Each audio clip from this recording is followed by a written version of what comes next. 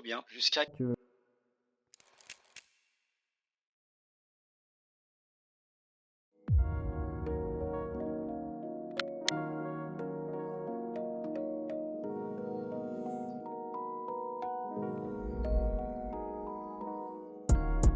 J'ai décidé d'investir toutes mes économies pour aller me former auprès du meilleur marketeur et le meilleur entrepreneur en ligne au monde et partir à Las Vegas pour me faire accompagner, me faire coacher directement par lui et ses équipes. On se retrouve là à Las Vegas où je suis actuellement et où je vais passer 2 jours en immersion complète avec Alex Hormozi et son équipe pour me donner les meilleurs conseils sur le développement des activités et des business en ligne, les meilleures stratégies qui fonctionnent maintenant. Mon objectif est extrêmement simple, bien sûr apprendre énormément le plus possible de ces 2 jours avec eux, mais surtout de vous partager ça dans cette vidéo et ramener tous mes enseignements et tout ce que j'apprends ici en France. C'est parti, let's go to Las Vegas, 2 jours en totale immersion, en coaching spécialement avec Hormozi.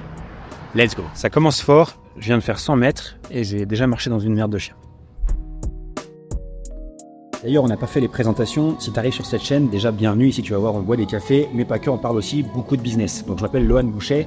J'ai fondé il y a 6 ans une entreprise qui s'appelle Level Up, qui accompagne des coachs sportifs à développer leurs activités en ligne. On génère plusieurs millions d'euros par année et j'ai dédié cette chaîne à partager gratuitement ce que j'apprends tout au long du parcours pour essayer d'aider, d'impacter un maximum de personnes.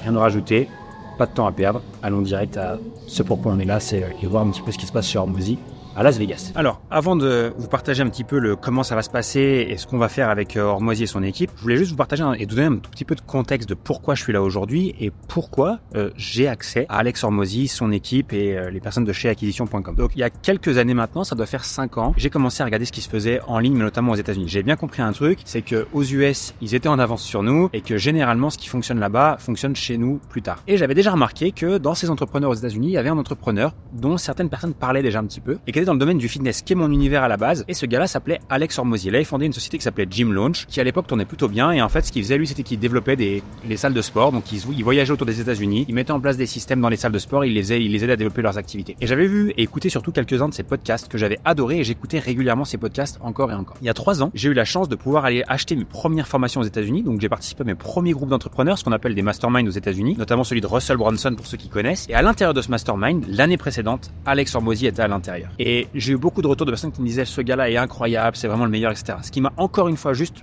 donné encore plus envie de le suivre davantage. Et c'est à ce moment-là d'ailleurs où il a lancé sa chaîne YouTube, il a commencé à être davantage connu et où il a lancé également sa nouvelle activité qui s'appelle acquisition.com où aujourd'hui en fait il crée du contenu gratuit sur internet et son objectif à lui c'est d'investir dans des business en ligne les plus rentables pour les aider à grossir encore plus et soit les conserver sur le long terme, soit les revendre. Et c'est là où ça devient vraiment intéressant dans le parcours. Donc après avoir épluché tout ce que faisait Hormozi sur internet, toutes ses vidéos YouTube, tous ses podcasts, etc., je suis un fan et c'est peut-être une des seules personnes sur cette terre où je peux dire que je suis fan. J'ai décidé en fait de participer à un de ses workshops. Donc il organise des workshops, c'est des sessions de 2 jours à Las Vegas pour lesquelles on doit postuler, on doit avoir un minimum de revenus, générer un minima 1 million de chiffre d'affaires avec son activité pour pouvoir y participer et rejoindre des entrepreneurs et Hormozi sur ces jours-là. Donc lui il est pas vraiment là, il vient sur 1 ou 2 présentations, on est une centaine de personnes, etc. Mais ce qui se passe c'est que durant ces workshops, leur objectif à eux, parce que ils sont gentils, ils font des vidéos sur YouTube, mais c'est aussi de gagner de l'argent. Et comment ils gagnent de l'argent chez acquisition.com, c'est qu'ils le gagnent en investissant dans des activités avec des entrepreneurs qu'ils font grossir et qui, comme je l'ai dit, conservent ou revendent derrière. Et en fait, ils voient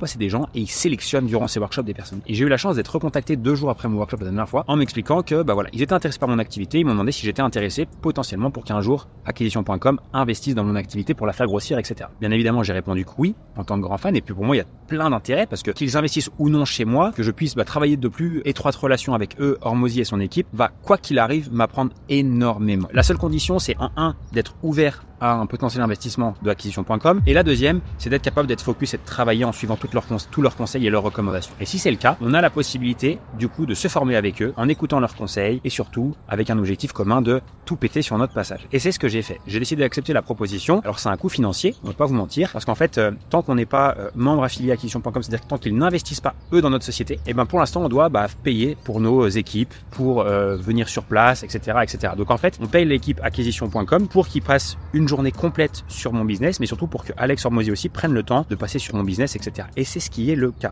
J'ai dû envoyer il y a quelques jours tout un dossier sur mon business actuel pour qu'ils en fassent une vue d'ensemble. Ils l'ont fait, ils m'ont posé davantage de questions. J'ai envie de dire que ça m'a près 1 heure à répondre à toutes leurs questions, etc., etc. Et ensemble, durant ces 2 jours-là pour lesquels je suis ici, on va passer tout en revue et on va dessiner mon propre plan d'action sur l'année à venir. Ça va être juste incroyable et je sais qu'en un an, je vais en gagner 10 d'un coup et j'ai hâte de vous partager tout ça. Donc voilà un petit peu la backstory, au moins vous comprenez un petit peu les tenants et aboutissants de pourquoi je suis ici, pourquoi j'ai accès à ça, parce qu'on est que, je crois si je dis pas de bêtises, une dizaine de personnes sur cette session-là, 10 ou 11 je crois, sur les dizaines et centaines de milliers de personnes qui veulent bosser avec eux. Donc je suis assez privilégié, je sais aussi que je suis le premier francophone à avoir accès à ça et je suis fier, je suis content et surtout je suis content de vous partager tout ça derrière. Si vous avez une maison ou même un appartement d'ailleurs et que vous n'avez pas de garage et que vous en voulez un, eh ben emmerdez-vous pas.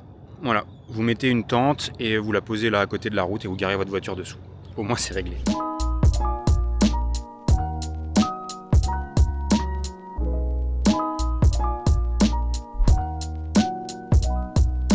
Première étape, j'ai la possibilité d'aller utiliser la salle de sport d'Alex Hormozy. Alors j'ai vu qu'il n'était pas là ce matin, mais je suis là actuellement dans la salle. Donc là je suis dans les vestiaires. Normalement on n'a pas le droit de filmer à l'intérieur. Je vais tout faire pour vous tourner quelques images de la salle qui est juste incroyable. Je vous promets rien, mais j'essaie ça. Pour l'instant le seul truc que je peux vous montrer, c'est les vestiaires. Pas incroyable, mais la salle est juste ouf.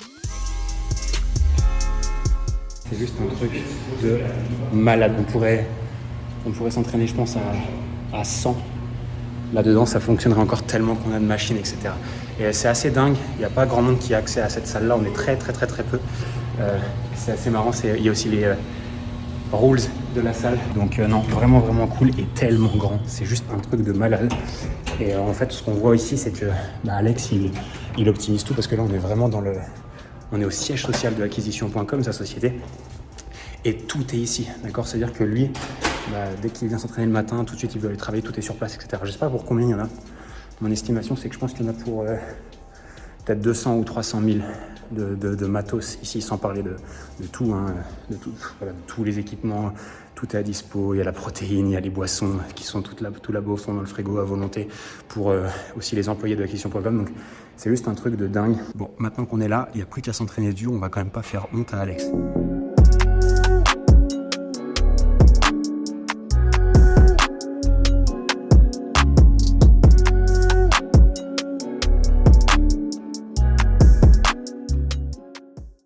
Partage un petit truc pendant qu'on est là, des petites infos sur les casinos que très peu de personnes ne savent.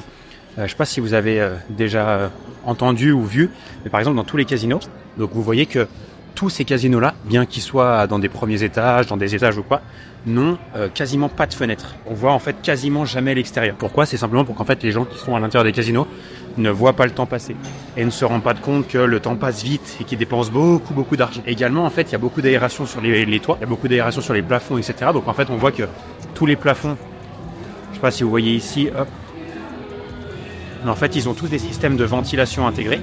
Pourquoi? En fait, c'est qu'ils mettent énormément d'oxygène, comme dans les avions, pour que les personnes en fait n'aient pas l'impression d'être enfermées ou d'être claustrophobe, etc. Parce que voilà, quand il n'y a pas de fenêtre, etc., on peut vite devenir claustro. Ils te donnent à boire aussi à volonté pour que les gens ne s'ennuient jamais. Il y a des petits magasins qui sont à droite et à gauche, où en fait dans ces magasins-là, tu vois qu'ils te donnent des électrolytes ou des trucs qui te permettent de t'hydrater en continu. C'est pour les personnes qui passent leur journée enfermées ici. Enfin, c'est assez dingue. Il vient de m'arriver un truc de malade. Si ça se voit pas, je suis allé chez le coiffeur pour me faire une beauté. Très sympa d'ailleurs le coiffeur. Très bon accueil, etc. Bon, manque de peau, j'ai demandé de me rafraîchir un petit peu. Je suis ressorti avec une coupe de militaire. Mais bon, trop grave. Je sors de chez le coiffeur, il me tape sur l'épaule, il me dit « Franchement, t'es super beau et tout. » Il dit « Ah putain, le mec il est sympa. » Je sors dans la rue, je traverse la route et là, une voiture qui me klaxonne. Je me dis « Putain, franchement, le mec il a assuré, je suis si beau que ça. » Les gens ils me klaxonnent en voiture. Deuxième voiture qui me klaxonne, je me dis « Ah ouais, là il a vraiment changé quelque chose sur moi. » Je croise un gars. Le gars me dit « Ta coupe de cheveux, elle est super bien, tu viens de te faire couper ?» Je me dis « Putain, mais la coupe de cheveux, elle a vraiment un truc incroyable. » Et les voitures continuent à me klaxonner. Je me dis « C'est bizarre. » Et en fait, je m'arrête, une voiture arrêtée sur une intersection que je venais de traverser en courant. Et il sort de sa fenêtre, il baisse sa fenêtre et regarde, il me fait Your passport, your passport. J'avais fait tomber mon passeport au milieu d'une intersection. L'intersection, elle est juste là-bas, je sais pas si vous la voyez. Bon, bref, trafic de malade. Les voitures arrêtées au milieu de l'intersection et mon passeport au milieu. Et toutes les voitures qui s'arrêtent en me laissant venir récupérer le passeport. Je viens récupérer le passeport au milieu. Et je repars. Bref, un truc de dingue. Déjà qu'il m'arrive ça, c'est déjà dingue. Franchement, je perds toutes mes affaires, c'est une catastrophe. Mais en plus de ça, je me dis, mais si je suis sans passeport là, à Las Vegas, et que je peux pas rentrer chez moi, qu'est-ce que je fais? Je sais même pas ce qu'il faut faire d'ailleurs si ça arrivait ça. Bref, je suis passé pas trop loin d'une belle petite cata là. Ici, on a un fast-food de cannabis. Voilà, donc tu passes ici, tu peux passer soit au drive, qui est juste là, hop, qui va là-bas derrière. soit tu peux rentrer directement. Donc c'est assez incroyable. Je sais pas si vous voyez sur le truc là-bas. Cannabis Dispensary.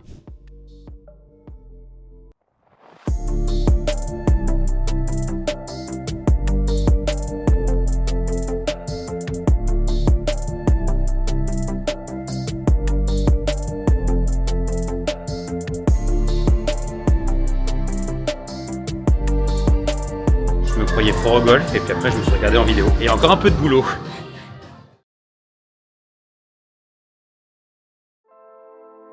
Ça y est, on y est, c'est le jour J. Je rentre de la salle de sport, prêt à décoller pour aller au bureau d'Alex et chez acquisition.com. Je me sens vraiment spécial ce matin. Spécial, c'est que j'ai un sentiment que j'ai pas d'habitude lors de ces événements-là. D'habitude, quand je vais sur des événements, je prépare des choses à l'avance, je pose mes intentions de avec quoi je veux repartir de cet événement-là, qu'est-ce qui est important pour moi, etc. Et cette fois-ci, étant donné que je sais que je vais être drivé par Alex et l'équipe d'acquisition.com, je me suis dit, je vais rien préparer. Donc bien sûr que j'ai préparé des choses en amont, je leur ai transmis tous mes documents, tous mes chiffres, on a déjà fait une pré-analyse par rapport à l'événement, etc. Mais cette fois-ci, j'ai envie d'y aller sans mes propres idées. J'ai envie d'y aller en me disant, ok, je vais arriver en étant le plus ouvert d'esprit possible, en essayant de remettre à zéro un petit peu tout ce que j'ai en tête, mes croyances, etc. Et juste les écouter. Écouter ce qu'ils ont à me dire, écouter leurs idées, écouter leur expérience. Et ensuite, emmagasiner l'info et mettre en place ce qui va m'être partagé. C'est la première fois que je vais sur un événement comme ça, en fait, aussi important pour moi et que j'y vais sans préparation. C'est à la fois, ça fait peur, mais à la fois c'est aussi super excitant de se dire ok, là je vais dans l'inconnu mais j'y vais volontairement comme ça, simplement pour être le plus ouvert d'esprit. J'y vais juste pour voir, j'y vais juste pour écouter, j'y vais juste pour les laisser en fait me guider, me driver parce que c'est eux qui ont raison et pas moi. Donc je pense que ça va être le maître mot de cette journée pour moi, c'est ouverture d'esprit. Ouverture d'esprit et être ok avec le fait qu'il y a des gens bien meilleurs que moi. Il va falloir que je les écoute et que j'applique derrière tout ce qu'ils vont me dire. Et plus on avance dans l'entrepreneuriat, plus souvent notre ego prend le dessus, où on se dit c'est moi qui ai raison, ouais ci, ouais ça, j'ai déjà testé ci, j'ai déjà testé ça. Mais je pense qu'une des qualités principales dans l'entrepreneur qui veut toujours évoluer, c'est de rester humble et de toujours vouloir apprendre des autres. Et de se mettre aussi dans des situations d'apprentissage et d'être en capacité de le faire aussi. C'est mon objectif pour aujourd'hui, hâte de vous partager tout ça. J'espère que je pourrai vous tourner du contenu sur place là-bas. Bref, on est prêt, il fait beau, let's go.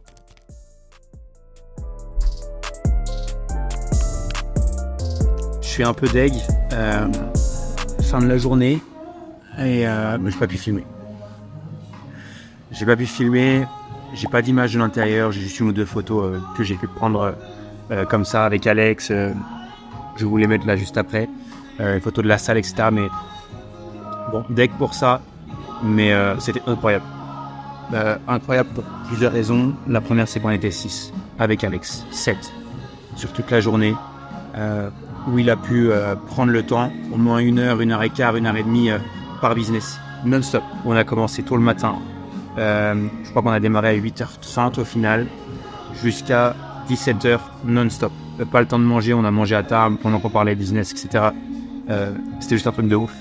On a abordé les différents business de chacun, on a parlé de mon business aussi, de l'industrie française, de qu'est-ce qui marchait là-bas, de qu'est-ce qu'il voyait pour mon activité, il connaissait mieux mon business que moi. C'était juste une expérience de ouf. Là, je sors, on est allé au resto.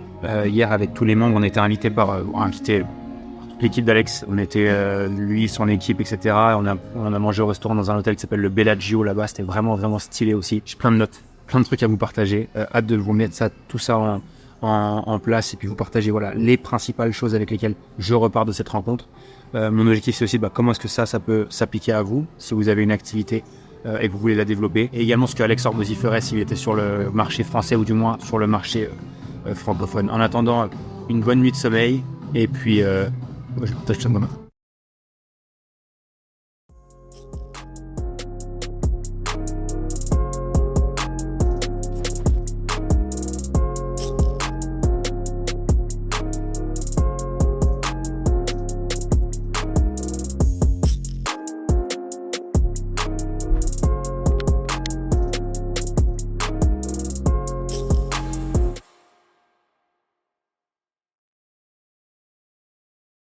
La vidéo se portait plutôt bien jusqu'à que je prenne l'avion hier, que je note tout ce que je voulais vous partager dans la fin de cette vidéo sur mes conclusions de cette rencontre, ce que j'y ai appris, etc. Je suis rentré chez moi, je suis allé jouer un match de foot avec mon équipe du club de ma ville. Malheureusement, j'ai terminé le match avec les pompiers, luxation de l'épaule au stade 4 acrocromioclaviculaire. J'ai la clavicule qui est sortie. Jusque-là, je vous fais pas un dessin. J'étais hospitalisé hier, je suis rentré dans la nuit et ça fait mal. Heureusement que les médicaments et que la morphine sont là, mais je voulais absolument terminer cette vidéo et vous partager ce que j'ai à vous partager ici. La preuve du drame, bref. Franchement, ça fait trop mal. Je sais pas s'il y a déjà des personnes qui ont eu ça, mais c'est juste horrible. Bref, tout ça pour vous dire, je voulais terminer cette putain de vidéo et vous partager ce que j'avais à vous partager. Pour terminer, mon retour sur Alex lui-même. Le gars est juste hyper sympa. Et je pense qu'une des raisons pour laquelle il réussit, c'est juste qu'il est hyper sympa. Et que ce soit dans ses équipes, la façon dont il l'écoute, le regarde, comment il livre le truc, c'est-à-dire comment il pousse son équipe en avant. Mais également quand je vois nous, en tant que membres et participants, on adore ce gars. Je pense à toutes les personnes qui regardent ses vidéos et son contenu sur YouTube, adorent ce gars. Et je pense qu'un truc qui m'a marqué, c'est juste que c'est une bonne personne. En deux, ce que j'ai remarqué, c'est qu'il est extrêmement fort et qu'il s'intéresse vraiment aux gens. Pourquoi je vous dis ça? C'est que j'étais pas arrivé, il m'avait pas encore dit bonjour, qu'il disait déjà mon nom, il connaissait par cœur mon activité, il savait d'où je venais en France, il m'a parlé en français, etc. On avait juste échangé il y a un mois en arrière, quelques minutes ensemble. En un, il se rappelait tout ça, mais il s'intéressait vraiment aux personnes qui participaient. On n'était pas non plus extrêmement nombreux, mais un gars qui pèse comme ça des millions aurait pu en avoir rien à foutre de qui j'étais, de comment je m'appelais, de mon activité, de mes chiffres, etc. Il connaissait mieux ma lifetime value, mieux mon coût d'acquisition que moi, mieux ce que je devais faire dans mon business que moi, et ça, franchement, c'était juste incroyable de se dire que des personnes comme ça prennent le temps de s'intéresser aux personnes. Et ça rejoint mon point numéro 1 en disant, je pense, et je suis sûr maintenant pour l'avoir rencontré, que c'est une bonne personne et qui fait les choses pour les bonnes intentions. Ce qui a été juste génial aussi dans la rencontre, c'est qu'il a pris le temps avec chacun d'entre nous. On a passé 1h à 1h30 sur chacun des business des personnes ici. Donc on était 6 personnes, donc on a passé une journée complète ensemble, entre 1h, 1h30 sur les business de chacun avec les échanges, les questions-réponses. Il est vraiment resté focus et 100% avec nous et il s'intéressait vraiment à nos business pour qu'ils réussissent. Ce que j'ai noté aussi, c'est que j'ai trouvé humble. Et ça fait partie encore de ce point numéro 1, mais je peux vous dire que je pense qu'une des raisons pour laquelle tout marche bien pour lui, c'est pour qui il est et comment il interagit avec les gens. Et il est humble. Et c'est pas parce qu'il génère des millions que nous, avec nos pauvres business à 1 million, 2 millions par année, il aurait pu en avoir 6. Rien à foutre par rapport à son échelle de grandeur à lui, et au contraire. Il était 100% présent avec nous, 100% focus avec nous. Il timait pas, il n'était pas pressé, il prenait le temps qu'il fallait pour répondre à des questions des uns et des autres, qui pour certaines personnes posaient des questions bêtes, mais il a pris le temps vraiment d'y répondre, et ça c'était juste un truc de cool à voir. Et un truc qui permet aussi de garder les pieds sur terre pour nous, de se dire on n'est jamais trop bon pour pas prendre le temps pour les gens qui s'intéressent à nous, qui veulent progresser, etc. Et ça, c'était vraiment cool. Et puis, la chose qui est drôle, on a passé la moitié de la journée à rigoler, à se faire, il faisait des blagues, il balançait des blagues, il prenait aussi des blagues parce qu'il y en a d'autres qui le faisaient. Et l'ambiance était vraiment fun. En plus d'être chaleureuse, elle était fun, on se sentait bien, on se sentait à l'aise tout de suite, et ça, c'était vraiment cool. D'ailleurs, pour la petite histoire, il m'a parlé pendant un petit moment en français, donc il m'a expliqué que ses deux parents avaient 2 langues chacun, et que du coup, entre les deux, il apprenait un petit peu le français. Donc, il sait tenir une conversation classique en français, mais ça va pas au-delà d'avoir certains niveaux de conversation, comme beaucoup en espagnol, en anglais, enfin, vous voyez l'idée. D'ailleurs, en parlant de ça, un truc méga intéressant, et ça, j'y reviendrai à la fin, mais pour ceux que ça intéresse, il a partagé en gros, dans la présentation, ce que lui, il ferait, quel tunnel en fait il mettrait en place s'il voulait aller générer ses prochains 10 millions avec son activité, quel est le tunnel et quelle est la stratégie qu'il mettrait en place. Donc si ça intéresse des personnes, restez jusqu'à la fin parce que vous aurez la possibilité de cliquer sur un petit bonus en dessous. J'ai pas envie de prendre du temps là-dessus parce qu'il y a d'autres choses à voir, mais vous pourrez récupérer ça dans un lien juste en dessous de la vidéo. Donc premier truc que je veux parler avec vous, c'est que dans toutes les discussions qu'il a eues, quand il parlait du business de l'un ou de l'autre, et la première question qu'il m'a posée, mais qu'il a également posée à tout le monde, c'est d'abord c'est quoi ton objectif? Et il avait vraiment besoin de comprendre quel était l'objectif de chacun avant même de pouvoir discuter avec eux pour pouvoir ensuite prendre des décisions avec eux sur l'activité et définir ensemble la meilleure stratégie. Et ça, c'est hyper intéressant. Pourquoi? Parce que je pense qu'avant de penser à quelle stratégie on doit utiliser, quel pricing on doit mettre, quel est le meilleur tunnel, quoi que ce soit, je pense que la première question à se poser à chacun d'entre nous, c'est quoi mon objectif? À 3, 5, 10 ans. Parce que, en fonction de l'objectif qu'on a, est-ce que c'est de grossir le plus possible et de faire le plus de cash? Est-ce que c'est grossir pour revendre? Est-ce que c'est juste en vivre et avoir du lifestyle? Ou est-ce que c'est pour créer une marque? Tout ça fait que derrière, toutes les stratégies vont dépendre et découler de ça. Donc c'est important. Et lui, dans chaque discussion, il démarrait par c'est quoi l'objectif? Il voulait d'abord visualiser ça pour ensuite pouvoir nous aider au mieux. Et c'est d'ailleurs grâce à ça qu'il arrivait à être le plus précis possible dans les conseils qu'il nous donnait derrière. En deux, c'est qu'il a misé beaucoup des discussions. Et d'ailleurs, c'était vraiment un sujet phare qui est revenu dans quasiment dans 100% des business qu'il évoquait, c'est travailler sur la LTV, la lifetime value, c'est-à-dire combien nous rapporte un client au cours de sa durée de vie de client chez nous. Et vraiment, tous les efforts de cette rencontre ont été quasiment exclusivement dédiés à la LTV. Quelles sont les stratégies pour fidéliser les gens? Quelles sont les stratégies pour faire qu'ils restent chez nous encore et encore? Quels sont les moyens? Quelles sont les stratégies? Comment upseller? Comment cross-seller? Comment downseller? Quelles étaient les bonnes pratiques du moment? Qu'est-ce qui fonctionnait bien? Et juste de comprendre qu'à un moment donné, un business, c'est pas juste de la l'acquisition de nouveaux clients encore et encore. C'est pas juste des prix à étiquette, c'est surtout des programmes et des choses qui font que les gens restent encore et encore. Et d'ailleurs, il expliquait clairement que le problème des infoproduits, donc des gens qui vendent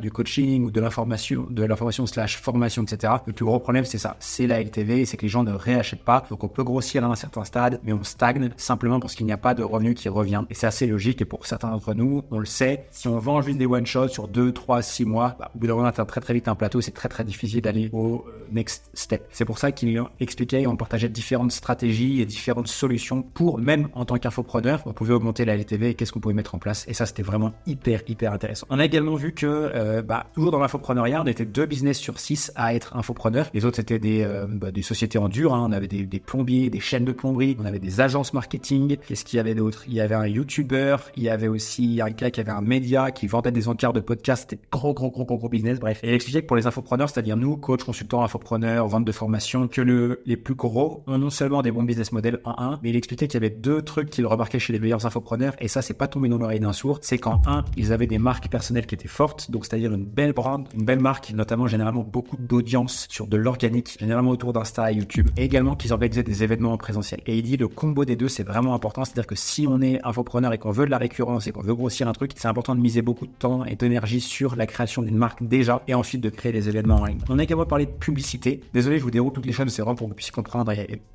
Pas que cette vidéo dure 15 plombs, mais j'aurai le temps de revenir sur des sujets dans d'autres vidéos. Mais quand il s'agit de publicité payante maintenant, et quand on fait de la publicité notamment sur Meta ou sur YouTube, c'était l'importance de créer beaucoup de publicité. L'importance du volume. Parce que on a tendance à croire qu'on fait tourner 2-3 pubs et que ça fonctionne. Ça peut fonctionner sur une semaine, 2 semaines. Mais l'idée, c'est de toujours renouveler ses publicités, renouveler ses créatives pour ressusciter l'intérêt des gens. Soit pour aller chercher de nouvelles personnes qu'on n'aurait pas eu précédemment, soit pour réaccrocher des personnes qui auraient déjà vu nos contenus, mais qui ne seraient soit pas allées plus loin, ou qui seraient rentrées dans notre tunnel, mais qui ne seraient pas allées plus loin, ou qui auraient vu notre contenu mais n'auraient pas été interpellés par telle accroche ou tel angle de créatif. Donc il insistait vraiment sur le volume, et lui c'est de dire entre 30 et 50 nouvelles pubs par mois minimum. Donc lui il disait 100, mais c'était pour les marchés américains. Pour des marchés francophones, 30, ça m'a l'air d'être le bon ratio, 30, 40, 50 pubs par mois pour tester. Donc ça c'était la partie payante. Maintenant sur la partie gratuite, notamment sur la création de contenu, il expliquait simplement qu'investir en pub c'est bien, on le sait, mais qu'on ne doit pas miser tout sur la publicité et qu'il fallait vraiment investir aussi, et j'insiste sur le mot investir, et il a insisté beaucoup sur le mot investir, sur la partie organique, la marque, la chaîne YouTube notamment, ou les réseaux sociaux, voilà, mais lui quand même beaucoup plus sur YouTube. Et il disait investir pourquoi? Parce qu'il faut investir en temps à préparer ses vidéos, temps à tourner ses vidéos, temps à préparer le montage des vidéos, mais également l'argent pour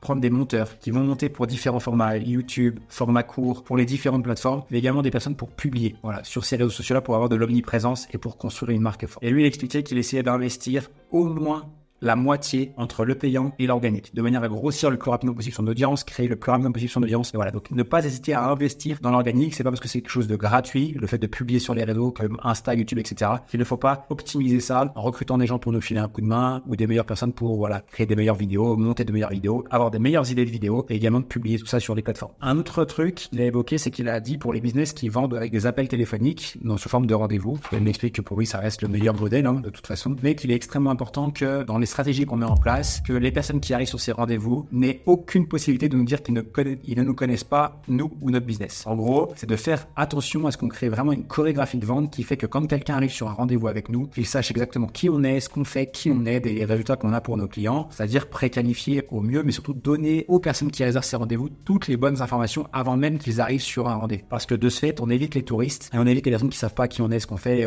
et de la perte de temps. Donc vraiment, le travail de ces stratégies-là, notamment sur de la prise de rendez-vous, c'est de faire en sorte que toutes les personnes qui viennent aient toutes les informations qu'ils ont besoin avant de démarrer ce rendez-vous. No one can say he don't know you on a sales call. Aucune personne ne peut dire qu'il ne te connaît pas sur un appel de vente. Ça, c'était vraiment son maître mot pour les stratégies de prise de rendez-vous. On a également abordé un autre sujet, point numéro 7. Il m'en reste encore 6 à vous partager. Les derniers sont vraiment cool. Utiliser son avantage compétitif. Il dit, on a tous un avantage compétitif dans notre activité. Ça peut être notre histoire. Ça peut être qui on est. Ça peut être un truc que l'on fait que d'autres personnes ne font pas. Ça peut être une capacité à faire quelque chose que d'autres n'ont pas. Ça peut être un cursus de formation. On a tous un avantage. Ça peut être tout simplement notre personnalité, nos traits de caractère, etc. C'est le plus important. Il explique que quand on a un business et des concurrents, si on a un bon business, généralement on a toujours des concurrents, il faut identifier qu'est-ce qu'on fait de mieux que les autres. Ou du moins, pour quelles raisons les personnes qui nous suivent viennent chez nous. Ça, c'était extrêmement intéressant. Il disait, c'est important d'identifier son avantage ou ses avantages compétitifs et d'appuyer dessus fortement. Pour moi, par exemple, c'est quoi? moi j'ai plusieurs avantages compétitifs. Le premier, c'est que je sais que je parle bien en vidéo et que la vidéo, c'est vraiment un truc que j'aime faire et que je prends plaisir à faire et qui en plus, je le sais. D'ailleurs, si vous êtes ici, c'est que peut-être que vous aimez bien la façon dont j'explique ça. Donc ça, c'est un vrai avantage, donc il faut que j'en profite. J'ai trois autres avantages compétitifs, c'est que j'ai des résultats dans mon business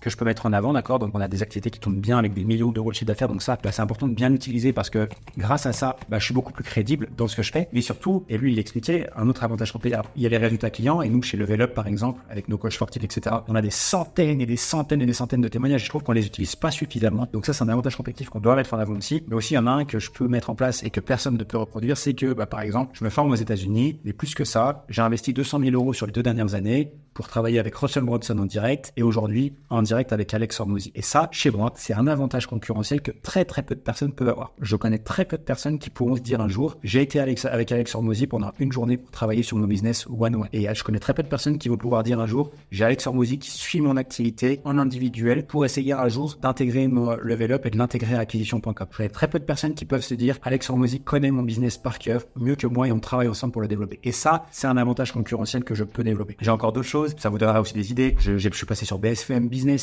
parler de business en ligne sur BFM Business, c'est un avantage concurrentiel que très peu de personnes peuvent venir concurrencer. On a aussi une magnifique communauté de membres, on a plus de 150 coachs par mois qui travaillent avec nous tous les mois, donc mettre en avant cette communauté forte. Voilà. Il y a plein de choses qu'on peut faire, mais voilà, déterminer quels sont nos avantages concurrentiels qui sont les plus forts et pour lesquels les personnes veulent travailler avec nous. Et ça, je pense que c'est un travail de fond qui est très très important parce que quand on est conscient de ça, ça aide. Et à titre personnel, je sais que beaucoup de personnes viennent travailler avec moi parce que je me forme aux États-Unis. Voilà, c'est mon truc, parce que je suis intéressé par le marché américain, parce que je suis passionné par le marketing, parce que les gens qui travaillent avec moi, ils savent que je suis toujours à la pointe et que j'investis des dizaines et des dizaines de milliers d'euros chaque année pour me former avec ces gens-là. Et donc ça, c'est une marque de confiance. Un autre truc extrêmement important, c'était au niveau du suivi de nos clients. C'était de définir ce qu'ils appellent le point d'activation, activation point, c'est-à-dire d'essayer de comprendre qu'est-ce que font les personnes qui réussissent dans le programme et quel est le meilleur moment où il se passe quelque chose dans leur activité. C'est ce qu'ils appellent le point d'activation. C'est le moment en fait dans notre programme où il se passe généralement quelque chose, là où ils ont le plus de résultats, là où enfin ils prennent confiance, etc., etc. Et ça, j'ai trouvé ça extrêmement important, c'est qu'il disait, on doit définir un point d'activation et essayer vraiment d'emmener un maximum de nos clients à ce point d'activation-là. Donc, il expliquait que chez Gym Launch, lui, tout simplement, le point d'activation, c'était une stratégie qu'il mettait en place dans le premier mois où, en fait, il demandait aux propriétaires de salles de sport de recontacter toute leur base de clients et d'anciens clients pour les faire venir en rendez-vous et pour essayer de leur revendre des choses. C'est un truc tout simple, et de réutiliser les bases de clients et de faire venir ces personnes-là, voilà. Et de ce fait, ils faisaient des ventes. Parce qu'ils faisaient des ventes, ils étaient heureux, contents, satisfaits et ils étaient heureux de continuer à mettre en place les processus de Gym Launch. Et ça, c'était leur point d'activation et c'est ce qu'ils cherchaient vraiment à faire. C'est-à-dire qu'ils essayaient vraiment que chacun des nouveaux membres qui rentraient chez eux passe et ait du succès dans ce point d'activation-là pour qu'ils soient heureux, satisfaits, qu'ils continuent à croire en Gym Launch et au processus derrière. Et ça, c'est important, je pense, pour n'importe qui de se dire qu'est-ce que je dois faire généralement dans un laps de temps le plus court possible pour activer mon client. Qu'est-ce que c'est que le point d'activation? C'est le point où le client va prendre confiance dans sa capacité à réussir et dans notre capacité à l'accompagner. Parce que, rappelez-vous toujours, un client qui démarre avec vous reste toujours peut-être un petit peu sceptique, il a toujours besoin de se prouver qu'il va avoir des résultats, etc. Et ce point d'activation-là, c'est la clé. Donc, allez chercher ce point d'activation, le déterminer et faire en sorte que chacune des personnes qui rentrent à l'intérieur y arrive. Également, il a partagé un truc qui était extrêmement intéressant et j'espère vraiment que l'équipe et moi allons re-regarder cette vidéo-là que je suis en train de partager aujourd'hui, mais c'est que pour toutes les personnes qui vendent notamment au travers d'appels, ce qui est le cas de 80% des business en ligne qui font les choses correctement, important de bien respecter les étapes et de vendre l'appel. Et il explique que beaucoup de personnes proposent des appels stratégiques, des rendez-vous stratégiques, des rendez-vous d'information, peu importe comment on les appelle, parce qu'il y a tous les noms possibles, imagine. Mais ils disent que les gens oublient, c'est qu'il faut vendre cet appel. Et il faut donner des arguments pourquoi c'est important pour eux de réserver cet appel maintenant. Et de pas juste dire, si ça t'intéresse, prends ce rendez-vous avec nous, c'est gratuit. Prends ce rendez-vous maintenant, il reste que 5 places. Ça marchait il y a quelques temps, plus aujourd'hui. C'est important de leur expliquer pourquoi ce rendez-vous. Et lui, il expliquait que le meilleur moyen de le faire, c'est de leur donner l'accès à des ressources gratuites, qu'ils voient bien qu'ils aient de la valeur, mais que c'est trop difficile à mettre en place. Et simplement de leur expliquer que le rendez-vous va leur permettre de définir quel est le meilleur plan d'action, quelle est la meilleure stratégie, quel est le meilleur entraînement pour eux par rapport à eux. Et que ce rendez-vous-là n'est pas un appel de vente, mais simplement un appel pour voir avec eux là où ils en sont, là où ils veulent aller et déterminer quelle est la meilleure stratégie pour eux. Et bien qu'ils comprennent que ce plan d'action est obligatoire, du moins que ce rendez-vous est obligatoire pour eux s'ils veulent atteindre leur objectif. Et il a très très bien expliqué, le but c'est vraiment de leur dire qu'ils ont besoin de ce rendez-vous et de leur vendre ce rendez-vous comme il le disait. Un autre truc extrêmement intéressant, c'est qu'ils ont fait une étude là chez Gym Launch sur la dernière année, donc il est toujours en contact avec Gym Gymloge parce que le nouveau CEO de cette société qu'il a vendu, je le rappelle, pour plus de 40 millions d'euros il y a 3 ans maintenant, c'est un de ses meilleurs amis. Et du coup, ils se sont rendus compte que ils ont fait toute une étude de leur campagne de pub. Il faut savoir qu'aux États-Unis, les publicités, c'est très compétitif, c'est extrêmement cher et une adresse email leur coûte entre 50 et 60 euros. Donc, autant dire qu'on optimise les campagnes de pub à ce prix-là. Et ils disaient qu'avec l'analyse poussée de leur pub, ils se sont rendus compte que 80% de leurs campagnes de pub étaient des pubs tournées par leurs clients. Et ça, c'était extrêmement intéressant, c'est qu'ils ont dit que les meilleures pubs, c'était les pubs de témoignages de leurs clients. Donc ça, c'était vraiment cool à entendre. Et même lui a dit, voilà, je suis un peu déçu parce que c'est pas moi qui convertissais le plus en pub. Je croyais que si, mais après une analyse poussée de nos chiffres, c'est les témoignages de nos clients qui avaient le plus d'impact sur leur cible. Donc ça, c'était également quelque chose de très très important et très très intéressant à voir. Et je pense que nous aussi, on va aussi mettre davantage cet avantage qu'on a, c'est toutes les success stories de nos clients, on va les pousser en pub parce qu'a priori, ça marche mieux. Hâte de voir les résultats. On a parlé aussi de show up rate sur les rendez-vous. Alors, show up rate, c'est quoi? C'est tout simplement entre les personnes qui réservent un rendez-vous avec nous et les personnes qui réalisent vraiment ce rendez-vous-là, qu'on appelle le show up rate. On pourrait dire taux de participation au rendez-vous. Et Hélène a partagé 2-3 trucs sur comment améliorer ça. En un, quand on a un rendez-vous qui est fixé, c'est la rapidité de confirmation du rendez-vous. Donc, ça va être de rapidement confirmer le rendez-vous à cette personne-là et de rapidement lui demander qu'il confirme ce rendez-vous. Plus c'est rapide, plus la personne elle est dans l'action, plus elle confirme, plus elle est engagée et plus elle va participer. En deux, ça va être la personnalisation. C'est important de personnaliser nos messages. Alors, bien évidemment que tout le monde utilise des relances automatisées,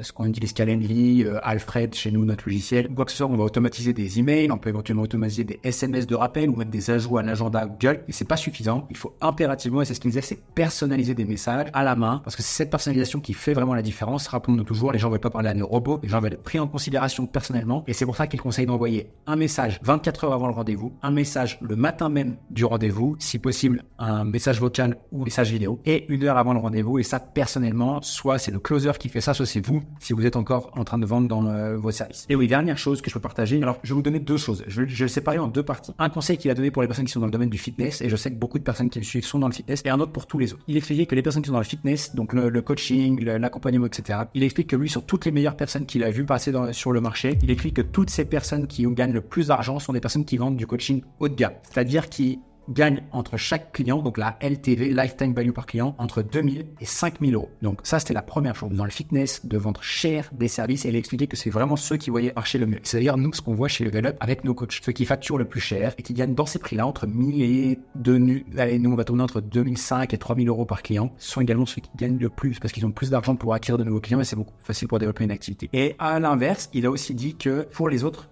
business, notamment dans le make money, il a dit que il a changé sa croyance par rapport à ça et qu'il y a quelques années en arrière, il pensait qu'il fallait facturer le plus cher possible pour ses services et que tant que les gens ils disaient oui, il fallait monter le prix. Et lui, il explique qu'il a changé son point de vue depuis quelques temps maintenant et qu'il pense qu'aujourd'hui, il faut plus facturer le plus cher possible, mais il faut juste essayer de facturer le bon prix de manière à ce que, en un, les gens achètent, mais surtout que les gens restent le plus longtemps possible. C'est-à-dire de pas facturer un truc extrêmement cher qui met la corde au cou aux gens et qui les empêche de grossir et qui les font annuler en fait le plus rapidement possible. Mais au contraire, de juste donner un truc qui est suffisamment élevé pour que les gens s'investissent, passent à l'action, etc. Mais également qu'ils puissent rester dans le temps parce que la valeur qu'ils reçoivent est supérieure au prix qu'ils payent et de conserver ses clients sur les plus longs termes. Et ça, c'était hyper intéressant parce que c'est vrai que moi, je l'ai toujours entendu dire par le passé, facture le plus cher possible. Il se vantait aussi pas mal de vendre des programmes à 40 000 à des salles de sport qui n'avaient pas d'argent. Et il m'expliquait clairement, et ça, il me l'a dit, quand on parlait du fitness, il m'a dit si c'était à refaire, oui, je suis content d'avoir vendu très très cher à des salles de sport, etc. Mais à refaire, je mettrais un tarif moins élevé pour conserver les propriétaires de salles de sport longtemps. Et c'est d'ailleurs ce qui m'a incité à faire. Il m'a dit, t'arrives pas à essayer de vendre le plus cher possible à tes coachs sportifs. Il faut que tu leur vendes, bien évidemment, le prix de ton accompagnement par rapport aux résultats que tu peux leur apporter. Chez nous, il a dit que c'était incroyable, mais surtout, il dit, assure-toi aussi que ces personnes-là puissent avoir la capacité de rester avec toi sur le long terme, encore et encore, parce que tu leur apporteras plus de valeur que ce qu'ils te payent réellement. Et on a d'ailleurs mis ensemble un plan d'action exact en place pour ça, et j'ai trop hâte de partager ça dans quelques jours. À nos membres, c'est juste incroyable comment on va pouvoir les aider à développer leur activité. D'ailleurs, avant qu'on se quitte, il a du coup dit ce que lui, il ferait s'il développait son activité Gymloge de zéro, et il a aussi partagé la stratégie qu'il utilisera en tunnel de vente. Donc, si ça vous intéresse, vous pourrez cliquer juste en dessous. Donc, si vous êtes déjà abonné à la newsletter, vous pourrez retrouver ça, je vais vous la mettre et je vais vous le glisser dans la partie ressources de votre newsletter que vous retrouverez dans vos emails. Si vous n'êtes pas encore abonné à la newsletter, en vous abonnant ici, dès le premier email, vous recevrez l'accès à la bibliothèque de ressources et je vous mettrai cette vidéo-là où je vous explique ce tunnel-là directement. Donc, cliquez, c'est juste en dessous de la vidéo et vous pourriez y avoir accès. Mes émotions aujourd'hui, en rentrant. Alors déjà, j'ai mal à l'épaule.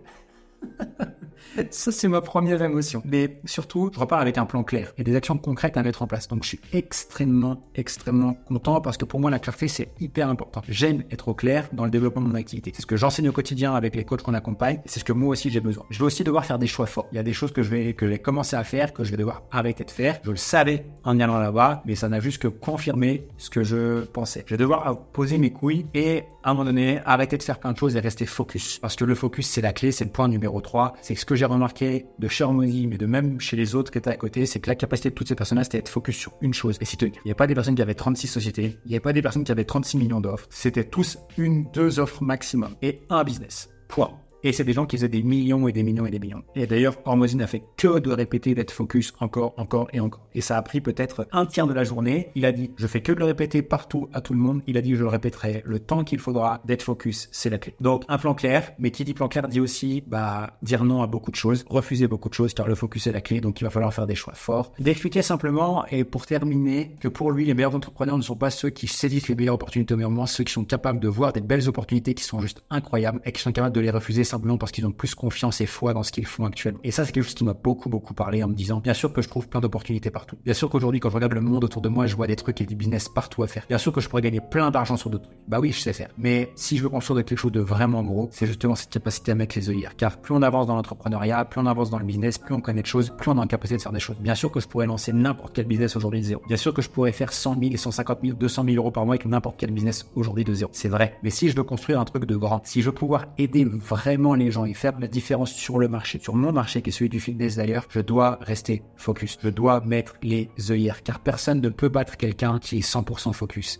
Personne ne peut battre quelqu'un qui est 100% dédié à ce qu'il fait et c'est ce que je m'attelle à faire aujourd'hui. J'espère que cette vidéo vous aura plu. J'espère que vous aurez pu en tirer de la valeur. N'hésitez pas à me dire dans les commentaires s'il y a des questions que vous avez par rapport à ma rencontre avec Hormozy. Je vais y retourner, je vais avoir des échanges avec lui, avec son équipe également. Si vous avez des sujets dont vous voulez que j'aborde, des questions que je vous posez, ou même des sujets de vidéos que vous aimeriez que je fasse sur cette chaîne à l'avenir, n'hésitez pas à me le faire. En attendant, si vous voulez voir la suite des événements et que je vous partage à chaque fois, n'hésitez pas à vous abonner si c'est déjà fait.